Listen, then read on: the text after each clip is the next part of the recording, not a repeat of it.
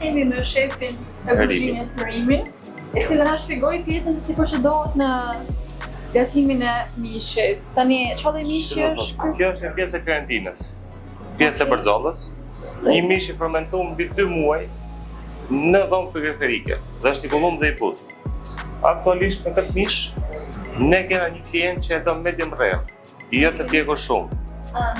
Dhe pjesa kësaj bëhet kryp samolaj, bajulliri, piper. Mbasi kalojnë pjekje, që do të 10 minuta në pjekje, pastaj i servim pak me kryp edhe gjalp, rozmarin, që është i shërbim veç, gjalp dhe rozmarin. Kjo është karantinë, është tomahawk përmbahet. Dhe vjen nga jashtë, kena edhe të vende që janë shumë më shishme se e jashtë. Në moment që marr marinimin e duhur që du. E kuptoj. Mbas tyre, kjo është një kishe. Okej. Që do thotë, sa më shpesoj trash, më e shishme del, më e butë. Dhe komplet sekreti i kësaj është marinimi i parë dhe i dytë, që fillon gjalp, rozmarin, i dytë që shkon klientit në tavolinë. E kuptoj.